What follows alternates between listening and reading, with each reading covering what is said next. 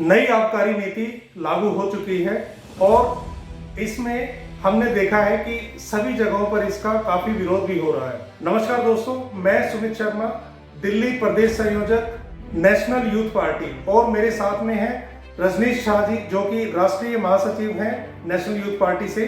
और आज हम चर्चा करने वाले हैं कि क्या अभी जो नई आबकारी नीति लागू हुई है ये हम लोगों के लिए, आम आदमी के लिए ये हित में है या इसे केवल एक सरकार की दृष्टि से ही फायदा होने वाला है। तो शुरू करते हैं आज का वीडियो। नमस्कार दोस्तों, जय हिंद।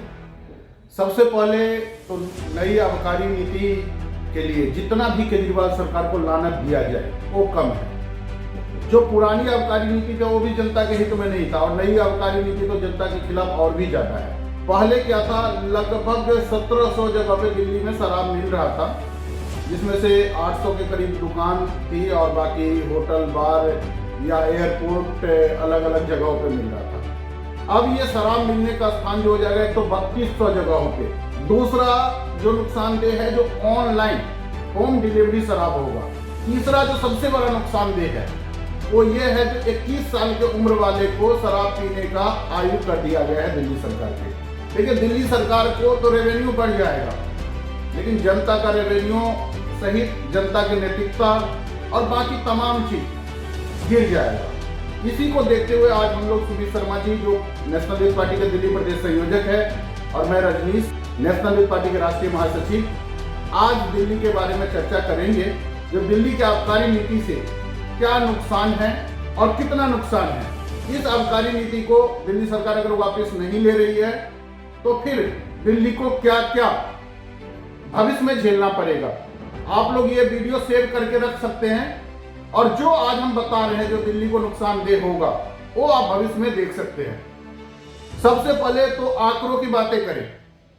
आंकड़े में अगर हम देखते हैं तो दिल्ली में अभी तक 158 वार्ड ऐसे है जहां पे कोई शराब की दुकानें नहीं है। 79 वार्ड ऐसे हैं जो जिसमें शराब की दुकानें तो नहीं था, लेकिन उसके पड़ोस वाले वार्ड में शराब की दुकानें था। मात्र 45 वार्ड ही ऐसा था जहां पे 1 से 3 शराब की दुकानें था, जो रेसिडेंशियल एरिया में। इसके बाद अगर देखेंगे तो मार्केट के अंदर शराब की दुकान हुआ करता था। नई आबकारी नीति के अंतर्गत मतलब दिल्ली सरकार ने हर मोहल्ले में शराब की दुकानें, मतलब प्रत्येक वार्ड में 3 से 5 दुकानें, मतलब 3 तो मस्ट कर दिया, जो 3 दुकानें तो होगा ही होगा चाहे कोई भी वार्ड हो। 3 से 5 या 6 दुकानें हर वार्ड में खोलने की योजना है। अगर ऐसा देखा जाए तो दिल्ली की लगभग 60,000 आबादी पे एक वार्ड बना हुआ है। 60,000 आबादी पे देखेंगे तो 20,000 आबादी पे एक दुकान, मतलब एक कॉलोनी जिसकी आबादी 20,000 होती है उस पे एक दुकान, हर कॉलोनी के अंदर शराब की दुकान है। पहला तो ये है। इसके अलावा ऐसा नहीं है जो इतनी ही दुकान है, इसके बाद जितने मॉल हैं, डीडीए मार्केट है, एयरपोर्ट है, इसके बाद तमाम ऐसे जगहों पे, सार्वजनिक स्थानों पे भी शराब की दुकान होगा। ये सारे शराब की दुकान लगभग 3200 के करीब होगा। इसी को देखते हुए जब 800 शराब की दुकानें था तो इतना क्राइम था, 3200 शराब की दुकानें होगा तो कितना क्राइम होगा, ये आप स्वयं समझ सकते हैं। इस पे ज्यादा प्रकाश डालने के लिए आज हम लोग बैठे हैं और इसी पे हम लोग चर्चा आगे कंटिन्यू रख रहे हैं। आपने बिल्कुल ठीक कहा रजनीश जी। अगर हम आंकड़ों की बात करें तो पूरी दिल्ली में लगभग 272 वार्ड हैं और उन वार्ड्स को 32 जोन के अंदर डिवाइड किया गया है और हर जोन के अंदर लगभग 8 से 9 वार्ड आते हैं। तो औसतन हुई लगभग हर जोन के अंदर 27 दुकानें और एक वार्ड में अगर हम देखें तो अनिवार्य रूप से 3 से 4 दुकानें फिक्स की गई हैं, जो कि बड़ा ही चिंता का विषय भी है, क्योंकि कुल आवंटित दुकानों की संख्या जो शराब के लिए रखी गई है वो है 849, जो कि एक काफी बड़ा फिगर होता है। और क्योंकि ये जो भी फिगर था ये काफी आपत्ति का विषय है और चिंता का भी विषय है, इसीलिए शुरू से ही इसका विरोध होना शुरू हो गया है। क्योंकि कुछ ऐसी जगह हैं जैसे कि हमने अभी देखा कि बदरपुर गांव और दक्षिण दिल्ली के अंदर कालका जी और रोहितास नगर, वहां पर तो काफी बड़े पैमाने के ऊपर सरकार की इन घटनाओं का विरोध भी हो रहा है। वहां पर बड़े पैमाने पर ऐसी घटनाएं हमें सुनने को मिल रही हैं जो लोग पुरजोर से विरोध कर रहे हैं। सरकार की इस नई आबकारी नीति का वहां पर पुरजोर विरोध हो रहा है, क्योंकि इसके साथ साथ ही जैसा कि पहले डिसाइडेड था कि एक स्कूल के लगभग 100 मीटर के दायरे तक कोई भी शराब की दुकान नहीं होनी चाहिए, लेकिन इस कानून की भी पूरे तरीके से अवहेलना की जा रही है। इन नियमों को भी ताक पर रखा जा रहा है और स्कूलों के पास भी शराब की दुकानें खुल रही हैं। यही नहीं, आवासीय स्थानों के बीच में शराब की दुकान खुलना ये केवल आपत्ति का विषय नहीं, बल्कि मैं कहूँगा कि नई नई दुर्घटनाओं को भी आमंत्रण देना है। इसमें एक चीज़ मैं और जोड़ना चाहूँगा, जैसे कल मैं खुद ही महिंद्रा पार्क जो श्रीनगर विधानसभा में है, वहाँ पे शराब के खिलाफ प्रदर्शन था RWA का, जो महिंद्रा पार्क RWA उसमें उपलब्ध था। कालका जी में जो प्रदर्शन हुआ उसमें भी मैं उपलब्ध था। इसके अलावा महिपालपुर में भी शराब के विरोध में प्रदर्शन था, उसमें भी गया था। तमाम जगहों पे मंदिर के पास में शराब का परमिशन मिल गया दुकान खोलने का।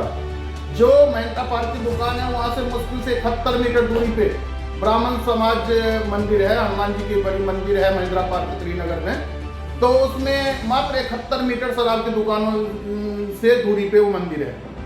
और जो महिंद्रा पार्क का मेन एंट्रेंस है, जहाँ से पूरे महिंद्रा पार्क के लोग जाते आते हैं, वहीं पे कोने पे दुकान का खोला। अगर कोई महिला जाएगी या कोई भी जाए तो दुकानें शराबी वहाँ पे हमेशा मौजूद रहेगा। उसी तरह कालका जी में भी ऐसी स्थिति है, बदरपुर में भी यही स्थिति है।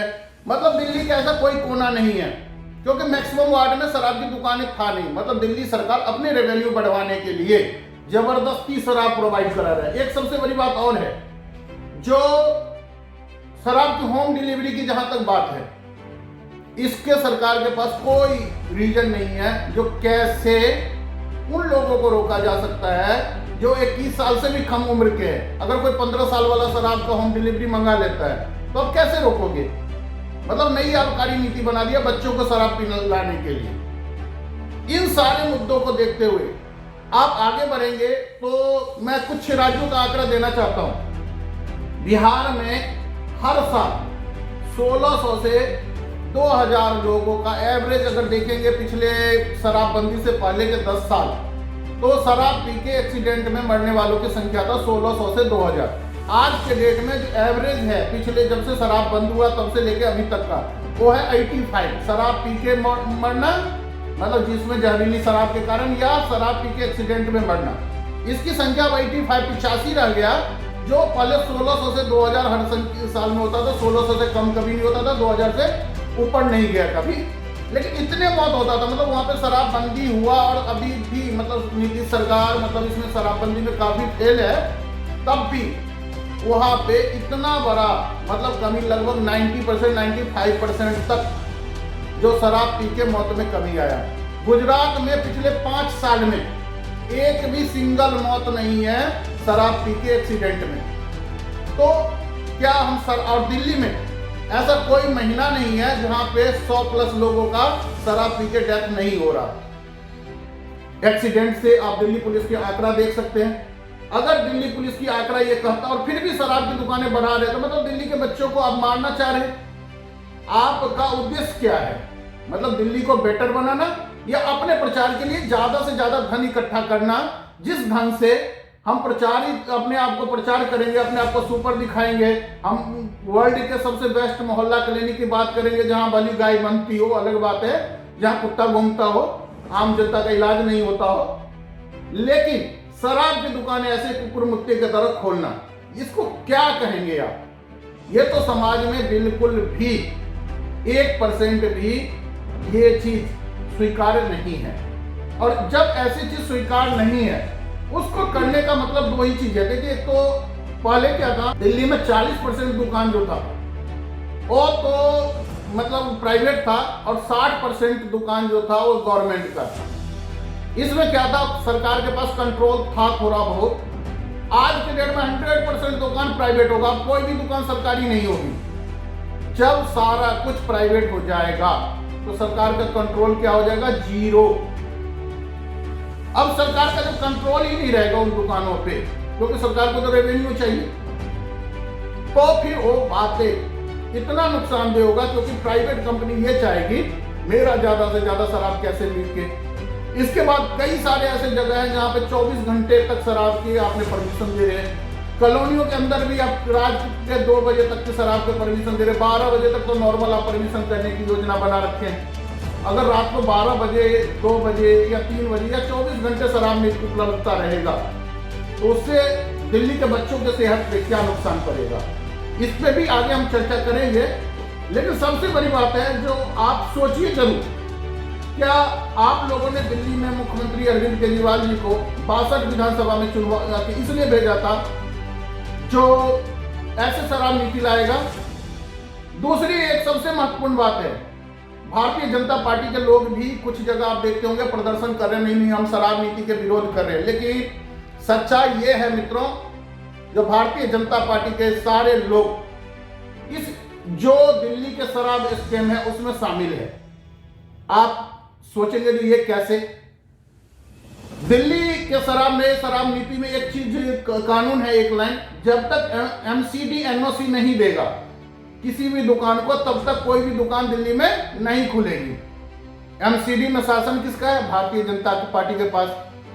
एमसीडी एक तरफ तो एनओसी दे रही है दुकानों को जिससे दुकानें कॉलोनियों के अंदर खुल रहा है, दूसरी तरफ भारतीय जनता पार्टी के लोग क्या कर रहे हैं? प्रदर्शन कर रहे हैं। मतलब आप इसको क्या कहेंगे? एक तरफ आप परमिशन एनओसी दे रहे हो, हाँ जी दुकान खोल लो, दूसरी तरफ प्रदर्शन कर लो। ये जो प्राइवेट कंपनियां हैं वो भारतीय जनता पार्टी, आप एक तरफ से आरटीआई लगाइए चुनाव आयोग में, आपको ये मिलेगा जितने भी प्राइवेट कंपनी को ठेका मिला वो सब ने भारतीय जनता पार्टी और आम आदमी पार्टी दोनों को चुनावी फंड दिया है। जब ये लोग एक तरफ से चुनावी फंड भारतीय जनता पार्टी आम आदमी पार्टी को दे रहा है, दोनों नूरा कुश्ती कर रहा है और फिर इसके बाद दुकानें खुलवा रहे हैं। ऐसे विषयों पे गंभीरता से सोचना है।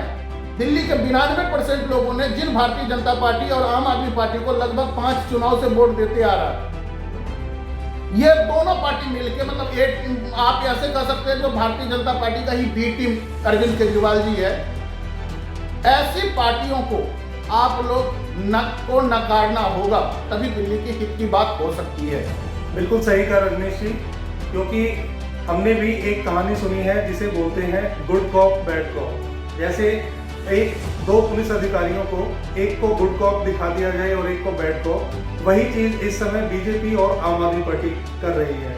क्योंकि पहले अभी छठ का विषय था, छठ के ऊपर पहले दोनों एक दूसरे के ऊपर छीटाकशी करते रहे कि बीजेपी आम आदमी पार्टी पर कर रही है छीटाकशी और बीजेपी और आम आदमी पार्टी बीजेपी पर कर रही है, लेकिन असलियत में वे दोनों ही एक दूसरे के ऊपर आरोप प्रत्यारोप की बजाय वे मुद्दे से लोगों को भटकाने की कोशिश कर रहे थे। लेकिन अंततः क्या हुआ कि जब सब कुछ ठीक हुआ तो दोनों एक दूसरे की पीठ भी थपथपाने लगे और वही कार्य अभी इस समय इस नई आबकारी नीति के अंदर हो रहा है कि एक तरफ तो अरविंद केजरीवाल जी उन्होंने 849 दुकानों के लिए ऑर्डर दिया कि 849 दुकानें खुलेंगी और दूसरी तरफ अब ये दुकानें खुलने का मुख्य जो एनओसी है, जब तक एमसीडी नहीं देगी तब तक वे दुकानें खुल नहीं पाएंगी।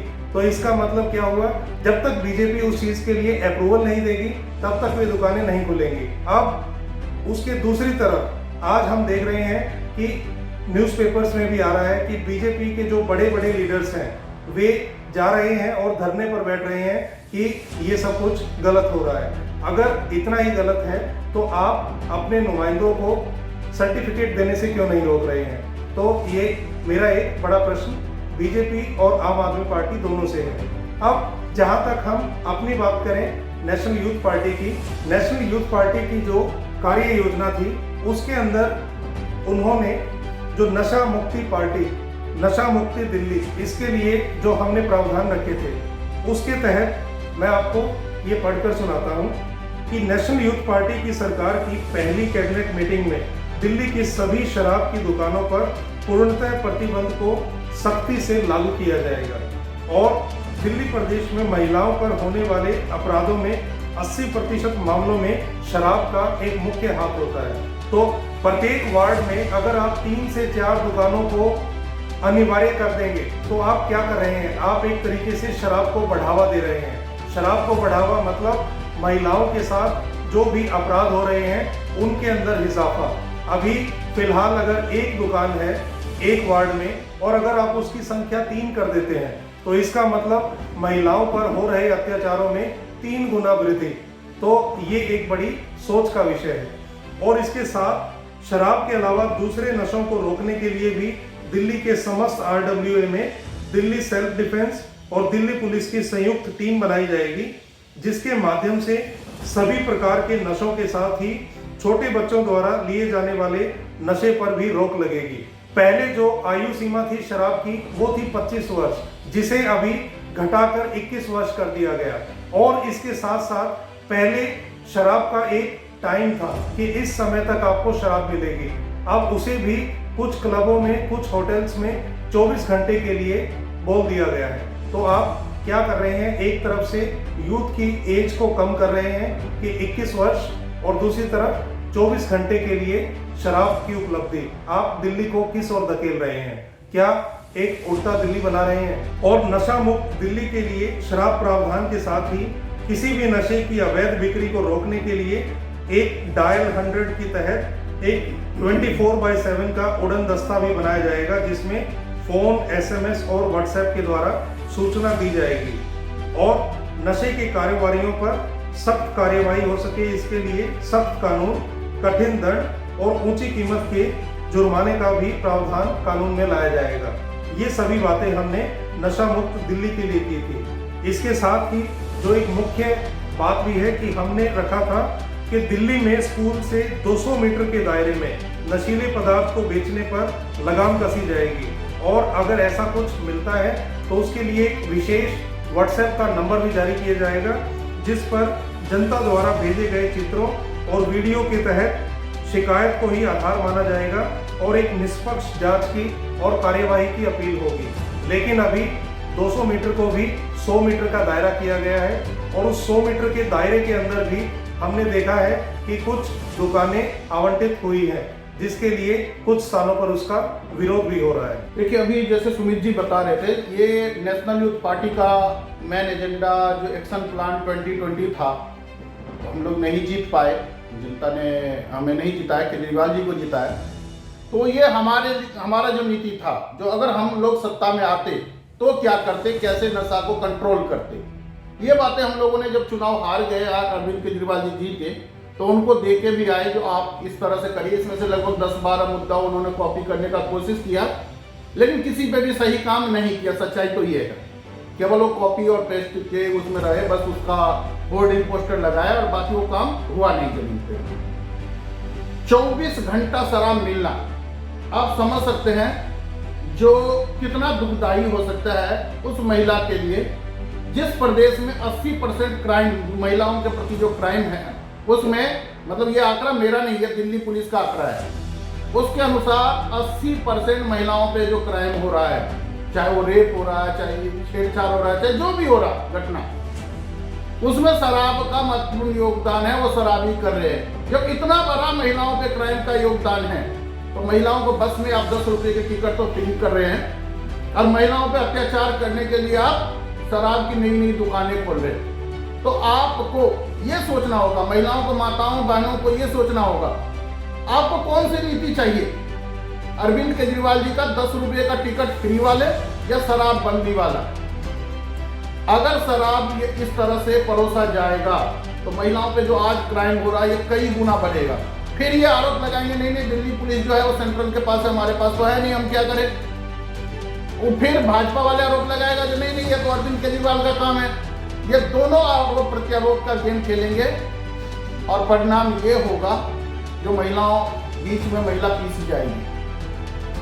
इनको रोकने के लिए एक ही उपाय है, आप लोग उठ खड़े होइए अरविंद केजरीवाल जी के नए आबकारी नीति के खिलाफ। अगर ये आबकारी नीति दिल्ली में लागू हो गया तो समझिए दिल्ली में क्राइम रेट लगभग 2 से 3 गुना बढ़ जाएगा, और महिलाओं पे तो हो सकता है ये 5 गुना भी बढ़ जाए।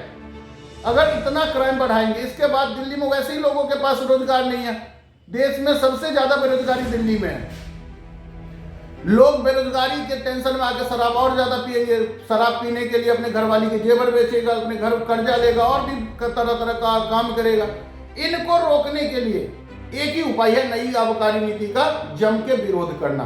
अगर नई आबकारी नीति का हम जम के विरोध करते हैं तो असली देशभक्त हम हैं। अगर हम इसका समर्थन करते हैं तो हमसे बड़ा देशद्रोही नहीं है कोई। इसीलिए देशभक्त बनिए और नई आबकारी नीति का जम के विरोध करिए। आप किसी भी पार्टी के हो सकते हैं, लेकिन किसी पार्टी के मेंबर होने से पहले आप दिल्ली के नागरिक हैं और आपका फर्ज बनता है जो बेटर दिल्ली कैसे बने।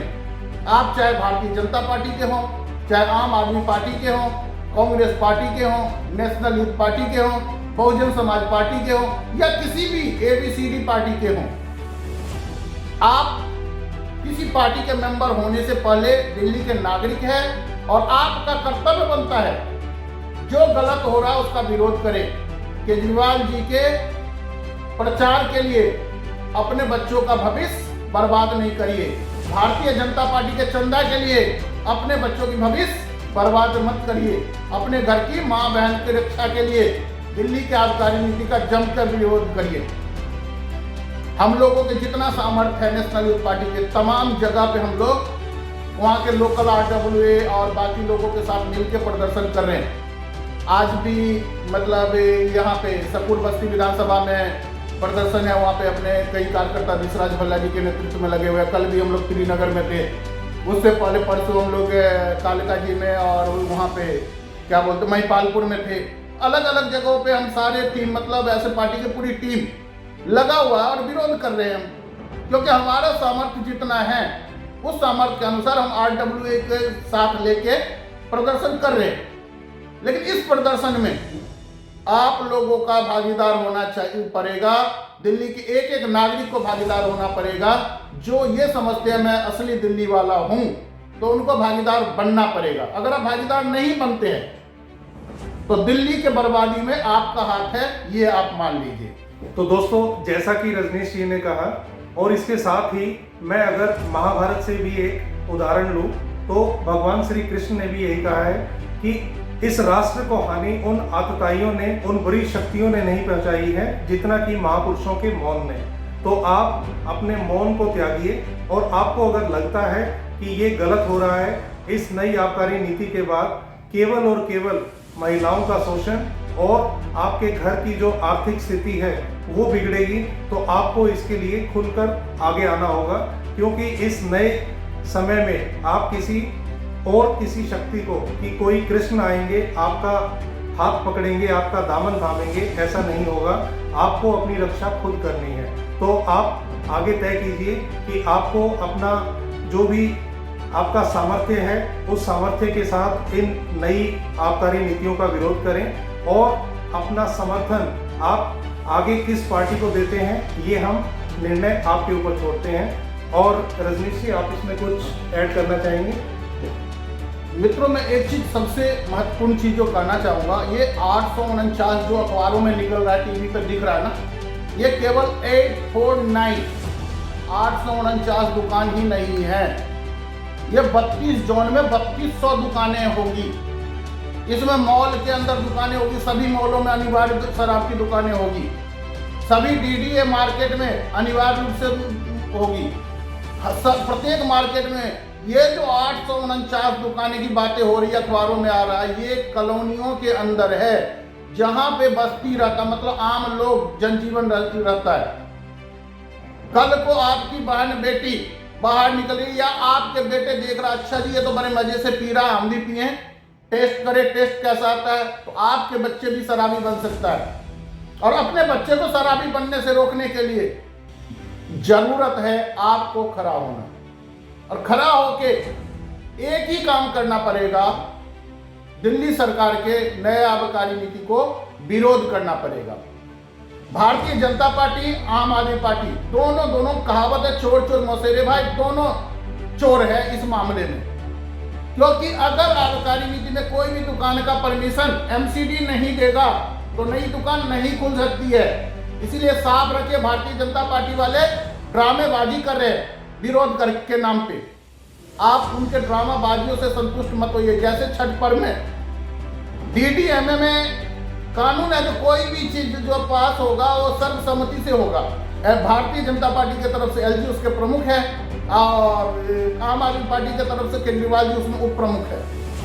उस डीडीएमए ने कहा नहीं छठ नहीं होगी, हम लोगों ने विरोध किया, छठ का परमिशन दिया, आज के डेट में दोनों करे, हमने परमिशन दिया, हमने दिया। लेकिन सच्चाई ये है जो एलजी साहब और मुख्यमंत्री साहब दोनों ने फैसला ले लिया था कि 15 नवंबर से पहले डीडीएमए की मीटिंग नहीं होगी।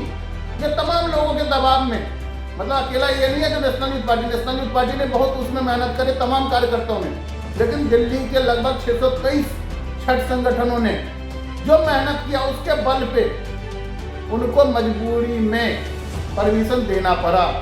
लेकिन वो दोनों गा रहे जो नहीं हमने किया। आप जानते हैं प्रवेश वर्मा कितना पूर्वांचल विरोधी है, फिर भी वो ड्रामा कर रहे जो मैं छठ करूंगा आईटीओ पे, और जाके पूर्वांचलियों को पिटवा दिया। भाई दिल्ली पुलिस सेंट्रल गवर्नमेंट का है, एक सांसद किसी को ले जा रहा है और उसको पुलिस पीट कैसे सकती है, और फिर आरोप लगा रहा नहीं है तो मुख्यमंत्री ने किया। तो इन लोगों की जो बहकाने वाली नीति है उनको आपको समझना होगा। जब तक अगर आप उसको नहीं समझेंगे तब तक इसी तरह से बहकाते रहेंगे और गलत तरीके से शराब परोसते रहेंगे। इसीलिए आप लोगों से हाथ जोड़ के निवेदन है कि उठ खड़े होइए, अपनी बहन बेटी की रक्षा के लिए, अपने बच्चे को शराबी ना बनने देने के लिए आप केजरीवाल सरकार के नए आबकारी नीति का विरोध करिए और दिल्ली में कॉलोनियों के अंदर शराब की दुकानें ना खुलने दीजिए। हाँ, मैं इतना वादा आप लोगों से जरूर करता हूँ, जिस दिन भी नेशनल यूथ पार्टी की सरकार बन गई, ये जितने भी शराब दुकानें खोल रहे हैं सभी शराब दुकानें हम बंद करवा के छोड़ेंगे। जय हिंद, भारत माता की जय।